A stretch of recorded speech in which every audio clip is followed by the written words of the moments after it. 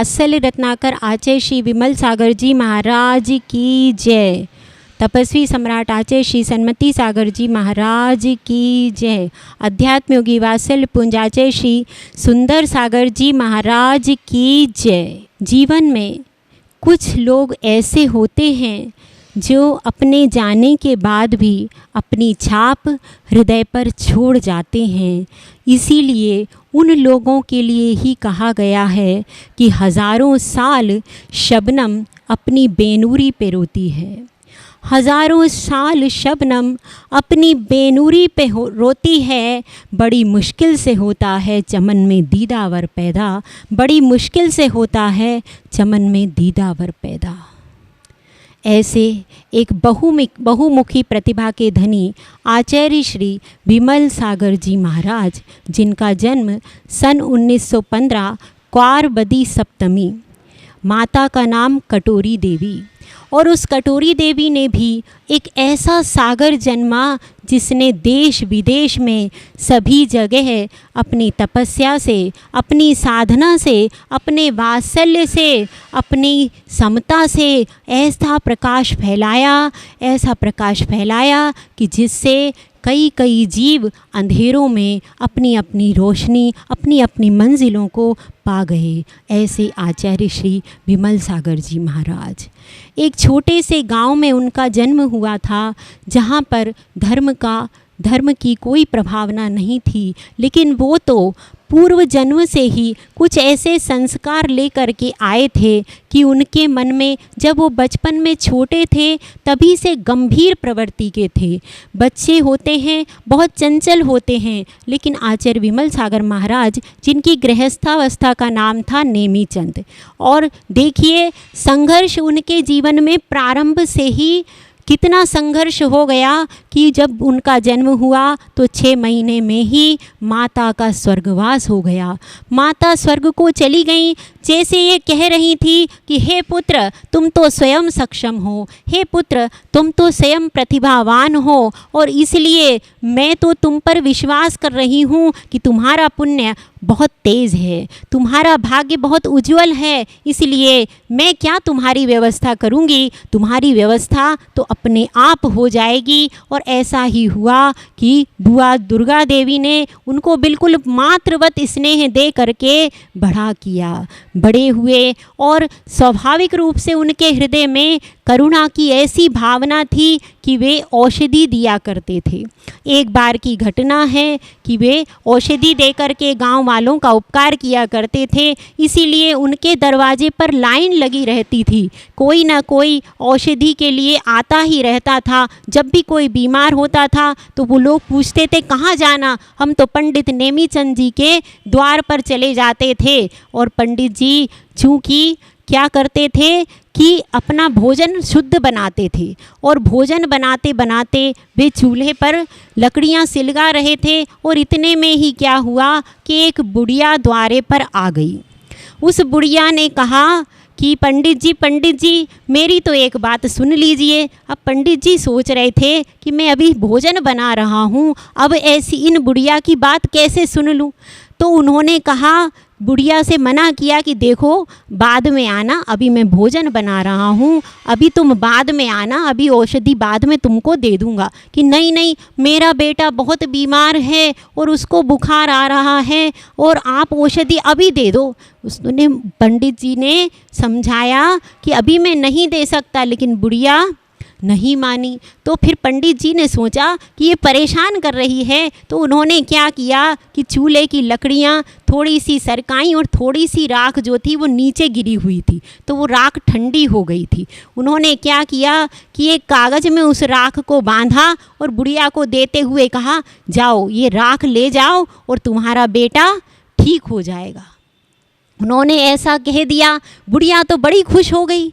उसने ये नहीं सोचा कि पंडित जी ने क्या दिया, उसको पंडित जी पर इतनी श्रद्धा थी कि उस श्रद्धा से वो जो पंडित जी दे देंगे और मेरा बेटा ठीक हो जाएगा, ऐसी भावना के साथ बुढ़िया चली गई और शाम को वो आई और बड़ी प्रसन्न हुई और प्रसन्नता से कहने लगी कि आपने बहुत अच्छी दवाई दी थी और अब कल के लिए भी वही पुड़िया दे दीजिए, उस पुड़िया से मेरा बेटा बिल्कुल ठीक हो गया। देखिए वास्तव में ये औषधि आदि तो निमित्त मात्र है, वास्तव में उनके हृदय से जो करुणा का सागर बह रहा था, जो वात्सल्य का सागर बह रहा था, जो वो लहरा रहा था, उस वात्सल्य और करुणा ने ही वो काम कर दिया जो करोड़ों रुपए की दवाई भी नहीं कर पाती। ये भावनाओं का असर हुआ करता है। और देखिए जैसे कि तीर्थंकर होते हैं, उनके पास क्या होता है, उनके पास वो करुणा की भावना होती है, वो उनकी विशुद्धि होती है कि जिसके बल पर एक जीव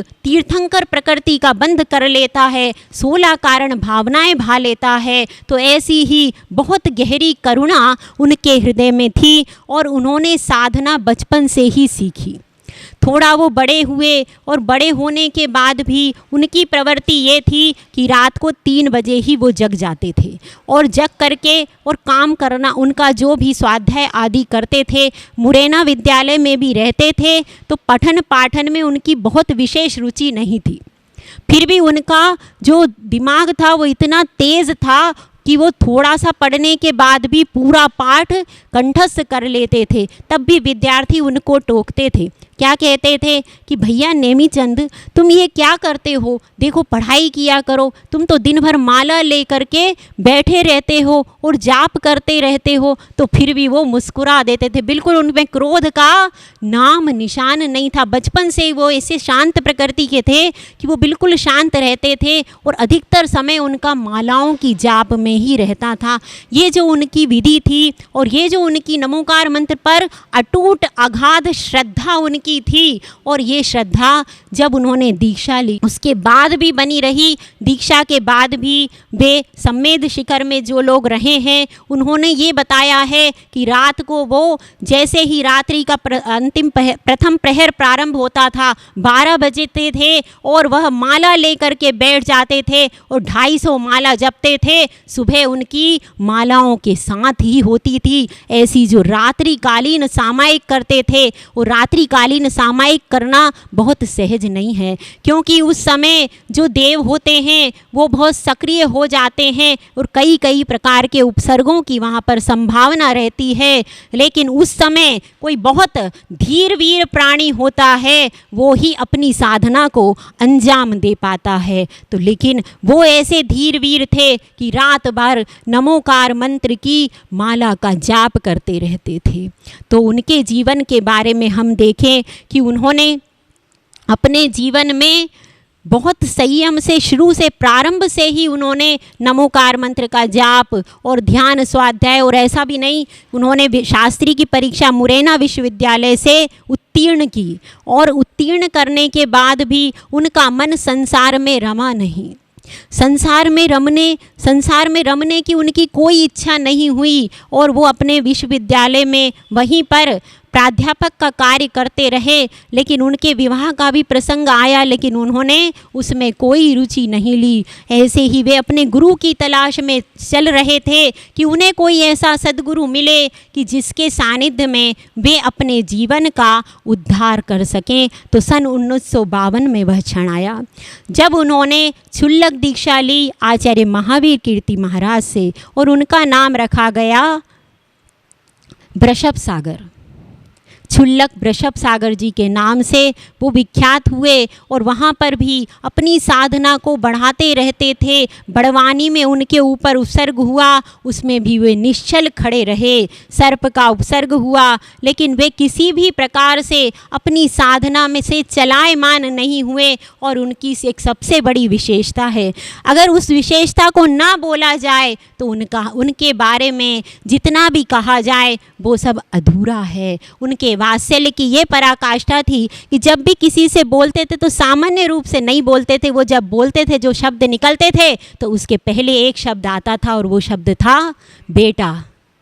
वो शब्द था बेटा, जैसे माँ अपने बच्चे को बोलती है तो ऐसे ही नहीं बोल देती। माँ जब बोलती है तो उसमें बेटा जोड़ करके बोलती है। इसी प्रकार से उनका हृदय जो था उसमें जो वात्सल्य का सागर था तो वो ऐसे उमड़ता था कि पहला शब्द बेटा ही उनकी ज़ुबान पर आता था। ऐसे वात्सल्य के धनी, और उनकी साधना की क्या बात करें कि उनके जीवन में उन्होंने इतनी साधना कर ली थी कि जिसके जो भी उनके सामने आता था वो सामने आता था और वह उसके जीवन के बारे में, उसके घर परिवार के बारे में और उसके जितने भी संबंधी हैं वो कहाँ रह रहा है, किन परिस्थितियों से घिरा हुआ है, ऐसी कई कई बातें अनायास बिल्कुल देखते ही चेहरा जैसे देख करके कोई पूरा का पूरा जीवन बता दे।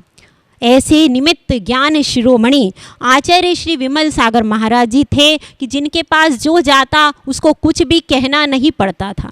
वो उसका चेहरा देखते थे और तुरंत कह देते थे कि आप इस समस्या में घिरे हो, आपको ये परेशानी है और आप ऐसे ऐसे जाओ, ये काम करो, आपका सारा कार्य हो जाएगा। ऐसी उनकी विशेषताएं थीं और उनकी साधना, उनकी विशेषताएं कि जिन्होंने सम्मेद शिखर में 29 दिसंबर सन 1994 में जिनका समाधि मरण हो गया, लेकिन समाधि मरण होने के बाद भी आज भी वो विमल समाधि जो बनी हुई है, आज भी लाखों लोग उस विमल समाधि के दर्शन करके और अपने जीवन को धन्य बनाते हैं। उस विमल समाधि में ही ऐसा चमत्कार है, आज भी वो पुण्य पुद्गल वर्गणाएं वहाँ पर एकत्रित हैं कि जिसके कारण वह आचार्य विमल सागर महाराज की जो करुणा की भावना है, इसलिए बंधुओं में कहती हूँ कि आचार्य विमल सागर जी कहीं गए नहीं। उनकी वह करुणा वात्सल्य की भावना आज भी जन जन के प्रति उपकार कर रही है और ऐसे साधना के मधु कलश को प्रवाहित करने वाले आचार्य श्री विमल सागर महाराज के चरणों में मैं तो यही पंक्तियों को कह करके विराम करूंगी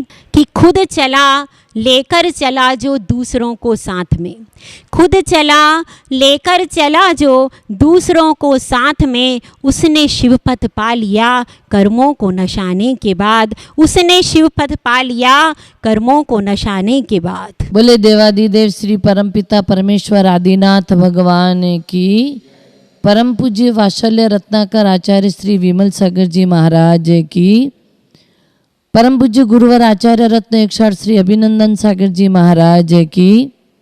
महानुभावों, सबसे पहले तो आचार्य विमल सागर जी महाराज की रजत समाधि दिवस महोत्सव समिति को मेरा बहुत बहुत आशीर्वाद, क्योंकि साधु संतों की समाधि का उत्सव मनाना भी एक हमारी श्रमण संस्कृति को महत्व देने के बराबर है।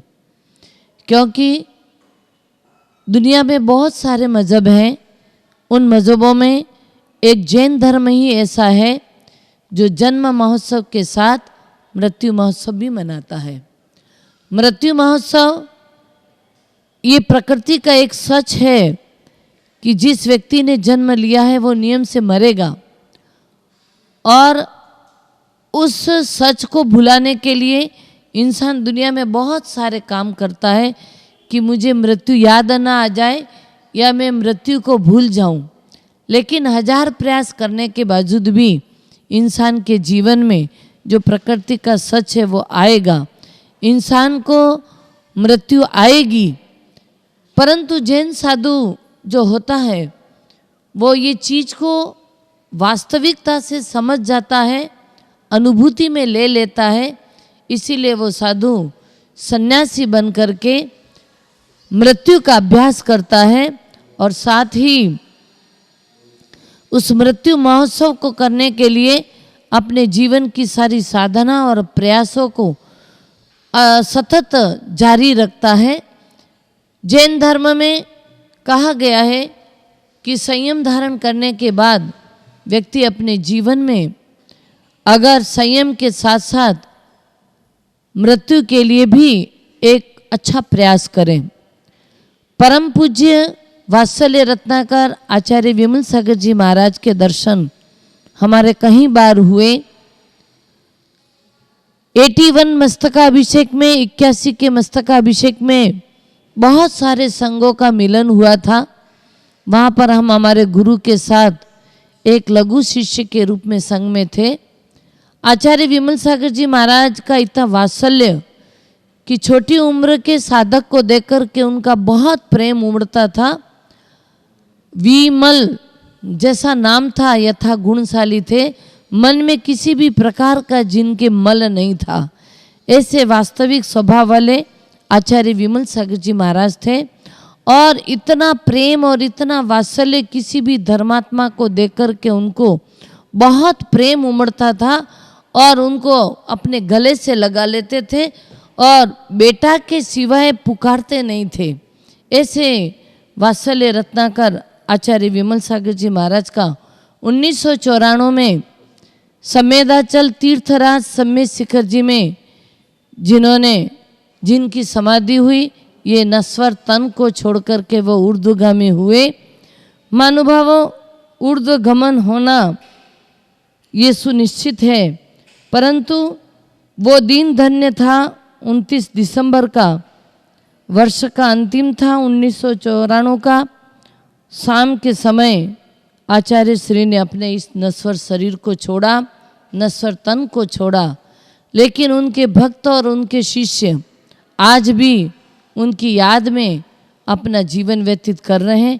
ऐसा सन्यासी जो सच्चा साधक होता है, सच्चा सन्यासी होता है, तो कहा जाता है सूरज से कीर्ति बड़ी बिना पंख उड़ जाए, सूरत तो जाती रहे कीर्ति कभी न जाए।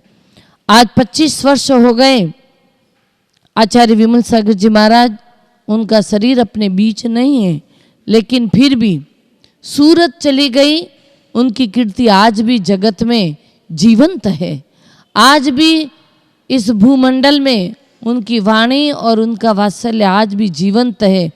इसीलिए कीर्ति जीवन में कभी नहीं जाती और इंसान अपने जीवन में व्यक्तित्व, जो उसका व्यक्तित्व होता है और उसका कर्तृत्व जो किया हुआ होता है, तो आचार्य विमल सागर जी महाराज ने सम्मेद शिखर में बहुत सारा कार्य कराया, जिसमें उन्होंने 30-24 का मंदिर का निर्माण कराया।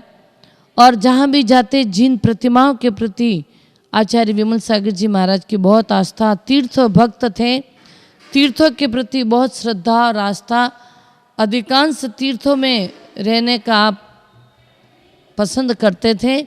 तो इसीलिए आचार्य विमल सागर जी महाराज का जो रजत जयंती मनाने का जो प्रयास कर रहा है वो समिति, वो कमेटी, उन सबको मेरा बहुत बहुत आशीर्वाद कि आप इसी तरह हमारी श्रमण संस्कृति को जीवंत रखने के लिए जितने भी हमारे प्राचीन आचार्य हैं उन सब की समाधि दिवस का एक स्मरण और संतों का एक स्मरण जन जन तक हम उनका परिचय पहुंचाएं, क्योंकि नई जनरेशन धर्म से काफ़ी विमुख होती जा रही है।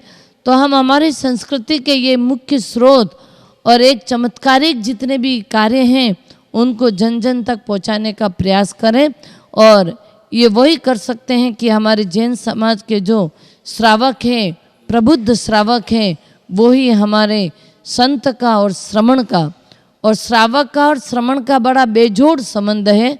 श्रावक और श्रमण दोनों मिलते रहेंगे तो ही जैन धर्म चलता रहेगा। तो इस जैन धर्म को जीवंत रखने के लिए भी संतों का समाधि दिवस और आचार्य विमल सागर जी का रजत समाधि महोत्सव का कार्यक्रम करने जा रहे हैं।